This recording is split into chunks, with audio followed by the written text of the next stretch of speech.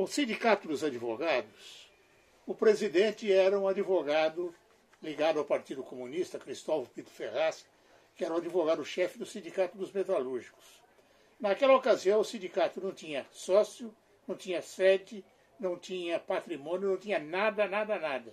Ele situava-se no escritório do presidente. E foi assim durante muito tempo, até que o Dr. Vinícius Ferraz Torres, que era o getulista, ele assumiu a presidência do sindicato e foi, naturalmente, transferida a sede para o seu escritório, onde ele trabalhava com os advogados Milton Gordo e Laerte Norte. Posteriormente, o Dr. Vinícius foi nomeado procurador do IAPTEC. Então, deixou o sindicato e deixou o escritório com os seus colegas. Não houve nenhuma repercussão isso. O sindicato continuou da mesma forma, sem patrimônio, sem sócio, sem nada. Mas acontece que na Espanha de Franco havia uma perseguição contra os advogados e vários deles foram presos. E um outro advogado também ligado ao Partido Comunista, Ibiapaba Feitosa Martins, ele articulou um manifesto de apoio aos advogados. Esse manifesto foi publicado, mas também não teve nenhuma repercussão, nem mesmo junto à classe. E depois, então, ele deixou o sindicato e assumiu o Dr. Léo Munari, socialista. Ele na presidência e na vice-presidência o Walter Mendonça Sampaio, que tinha sido também, no seu tempo de jovem, militante do Partido Comunista. O Dr. Léo Munari acabou sendo nomeado, veja só a peripécia da história do Sindicato dos Advogados. O Dr. Léo Munari foi nomeado delegado regional do trabalho e se afastou e ficou o Walter Sampaio na presidência. Dá-se então que os advogados se reuniram e resolveram protestar contra as péssimas condições da Justiça do Trabalho que ficava na rua, na Avenida Ipiranga. E o que eles apresentavam? Em primeiro lugar, a falta de relacionamento amistoso entre advogados e juízes. Havia sempre alguma encrenca, alguma disputa. Os advogados não tinham lugar, não tinha sanitário, não tinha água para beber. Uma lanchonetezinha vagabunda ficava no porão do prédio. Um elevador só porque o outro não funcionava. E a fila do elevador saía na porta da Avenida Ipiranga e subia pela avenida até o fim do quarteirão. E os vogais, que eram os pretensos representantes classistas, eles assumiram a prerrogativa de ter preferência no elevador. Então, exatamente na hora que estavam para começar as audiências, a fila cheia de advogados, eles passavam na frente de todo mundo. Um outro juiz, ele simplesmente mandou tirar todas as cadeiras da sala de espera para não permitir que os advogados ficassem lá incomodando. Um outro juiz marcava a audiência para um ano depois, o que então fazia com que os advogados requeressem a desistência do processo e ele tranquilamente isentava de custo. Ele não queria ter processo na vara onde ele atuava. Esse era o quadro da Justiça do Trabalho. Então os advogados se reuniram com bastante participação no prédio, na Praça das Bandeiras, do edifício do sindicato, se não me engano, das seguradoras, uma coisa assim. O advogado-chefe era o Dr. João Freire, e que ele comandou também essa reunião, na qual participaram, eu participei naturalmente, e o Dr. Darmi Mendonça, Hermínio Costa Filho, Paulino de Freitas, que trabalhavam comigo, e mais uma dupla que teve uma atuação brilhante lá, o Paulo Cornacchione e o João Maurício Cardoso, o Dr. Altivo Evandi, e muitos outros advogados. E nessa reunião nós resolvemos, a reunião foi explosiva, e nós resolvemos fazer um documento protestando contra aquilo tudo e pedindo solução. Esse documento foi redigido e levado ao presidente do Tribunal do Trabalho, então, o Dr. Décio de Toledo Leite, ademarista, foi nomeado juiz no tempo em que o juiz era nomeado pelo Poder Executivo, não prestava concurso. Pois bem, ele recebeu o documento e deu o seguinte despacho: indique as pessoas envolvidas, as pessoas referidas. Havia uma perspectiva dos advogados de denunciar todo mundo, mostrar tudo o que estava acontecendo na Justiça do Trabalho. Todavia, o Dr. Walter, não sei se por descuido que foi, não tomou, não apresentou nem a identificação das pessoas, como também não solicitou que nós nos reuníssemos de novo para apreciar a resposta dele. Então, o processo não foi instaurado e o sindicato simplesmente se esvaziou de novo.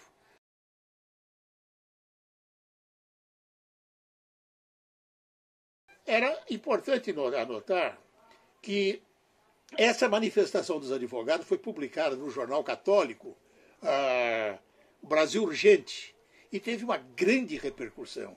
Todo mundo começou a falar, a criticar a Justiça do Trabalho em razão daqueles fatos denunciados. Mas, como não houve o atendimento do despacho, a coisa ficou morta e o sindicato continuou nas sombras. Outra coisa interessante de anotar que nessas reuniões estava presente um futuro desembargador do trabalho, o doutor Amador Paes de Almeida. Ele era repórter de um jornal que tratava ligado mais a questões de direito. E ele também fez questão de noticiar com letras, com manchetes expressivas esse acontecimento, que foi um acontecimento significativo na história da Justiça do Trabalho. Mas, como eu disse, acabou no silêncio. E o sindicato, pode-se dizer outra vez, que morreu.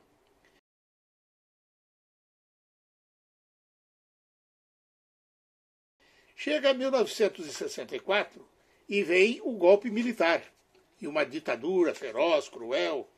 E então o sindicato ele não tinha atuação nenhuma, mas um advogado, um colega nosso, expressivo também, advogado famoso, Dr. José Carlos Graça Wagner. Ele se diziam que ele era da UDN naquela época e apoiador do golpe militar. Mas ele viu no sindicato a perspectiva de fazer uma carreira política pela frente. Achava que aquilo ia lhe dar uma grande quantidade de votos, de prestígio. E sei que ele foi ao ministro do Trabalho e conseguiu a intervenção do sindicato. Intervenção, então, ele foi ocupar o sindicato. E chegou no escritório do que ele achava que era ainda o presidente, o Dr. Vinícius Ferraz Torres, mas lá encontra o Dr. Milton Gordo, futuro desembargador da Justiça Comum. E o Dr. Milton Gordo era um advogado de porte, forte e de voz muito grossa. E ele recebeu o interventor com a seguinte pergunta: quem são vocês? A resposta foi simples: eu sou o interventor, e mostrou a publicação do ato que eu nomeava. O outro, eu sou fiscal da Delegacia do Trabalho. E o terceiro, eu sou inspetor do DOPS. Tira do DOPS. Aí o doutor Milton teve a reação esperada. Olha, o sindicato dos advogados, que eu saiba, era aquela mesa, aquela cadeira e aquela estante.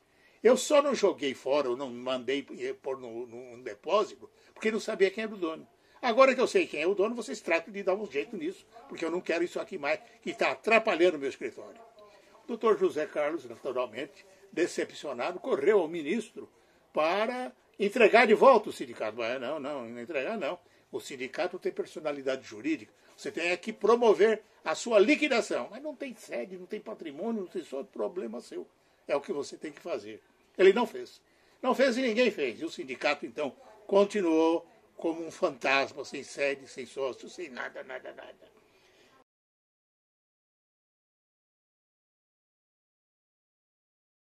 Mas chegou um determinado momento, um outro advogado brilhante, o doutor Amadeu Garrido de Paula, ele teve a brilhante ideia de ressuscitar o sindicato. E se cercou de alguns colegas, de alguns advogados, como deixa eu ver aqui o nome deles, o Amadeu Garrido, ele naturalmente, o Paulo de Oliveira, o Luiz Ataíde Mota, Clodoaldo Fittipaldi, e tomou todas as medidas burocráticas, administrativas, para revitalizar o sindicato. E conseguiu a aprovação que foi dada pelo ministro do Trabalho de então, o doutor Murilo Macedo. Pois bem, numa audiência, eu estava assistindo um sindicato, uma audiência de dissídio coletivo do Tribunal do Trabalho, e o doutor Vinícius Ferraz Torres já era, então, desembargador do tribunal, e estava ele presidindo a audiência. E aí ele perguntou, pô, e o sindicato, como vai? Ele sabia que eu tinha uma atuação muito forte junto com o Amadeu, com o Paulo e com os demais companheiros do sindicato. Eu falei, olha, o sindicato está crescendo, está se desenvolvendo. Agora ele tem sede, ele tem sócios, ele está construindo o seu patrimônio. E ele falou, e eu tenho aqui cá comigo a carta sindical. Está lá na minha casa. Eu falei, então o senhor me dá, que eu estou aqui representando também o sindicato. E, de fato, ele marcou comigo um encontro e me devolveu a carta sindical. Daí por diante, o sindicato, ele cresceu. E hoje ele tem sede própria. Ele tem um grande corpo de associados que conhecem o sindicato, que sabe que o sindicato está trabalhando, está defendendo a classe. E tem também patrimônio, que é um patrimônio crescente. Embora, nesses dias de chumbo, com a reforma Temer, com a reforma promovida pelo seu assessor, o Rogério Marinho, o sindicato ficou sem fonte de custeio, sem ação efetiva, e nós esperamos que isso possa mudar a qualquer hora. Mas eu tive a grata satisfação, a honra mesmo, de ter participado desse período histórico do sindicato. Fui vice-presidente com o Amadeu e ocupei vários cargos de administração ou de direção com o companheiro Walter Uso, advogado brilhante, um lutador da classe. E também no período de 2012 a 2018 com o Assis. Hoje o sindicato tem pela frente uma diretoria altamente expressiva e capaz. Depois do Amadeu, assumiu João José Sadi. Em seguida o Walter Uso, depois Ricardo Gebrim, aí Aldemário Assis e finalmente o nosso querido Fábio Gaspar. Companheiros e companheiras, eu me sinto muito honrado dessa minha participação na revivida do Sindicato dos Advogados, que ele teve apenas, durante muito, muito tempo, um simbolismo inútil, um simbolismo sem qualquer atuação, mas que se tornou realidade e hoje tem uma realidade efetiva. Eu apenas lembro que no primeiro tempo do sindicato, nós nos ocupávamos muito em promover dissídio coletivo, e era um dissídio coletivo maluco, né? Porque nós tínhamos que suscitar vários e vários sindicatos de trabalhadores e empregadores, supondo que todos eles tivessem um corpo jurídico. Até que foi criado o sindicato das sociedades de advogados. E depois disso, principalmente quando assume uma nova direção mais aberta, mais política, nós passamos a ter uma atuação junto ao Movimento Sem Terra, junto ao Movimento Sem Teto, e daí por diante. E hoje nós estamos à frente dessa nacionalização, dessa luta social do sindicato. Mais uma vez, parabéns ao Fábio, parabéns a todos os companheiros. Eu fico muito orgulhoso de encontrar a nova diretoria o companheiro Takal, né? E tantos outros advogados atuantes e brilhantes. Muito obrigado por tudo. Um abraço.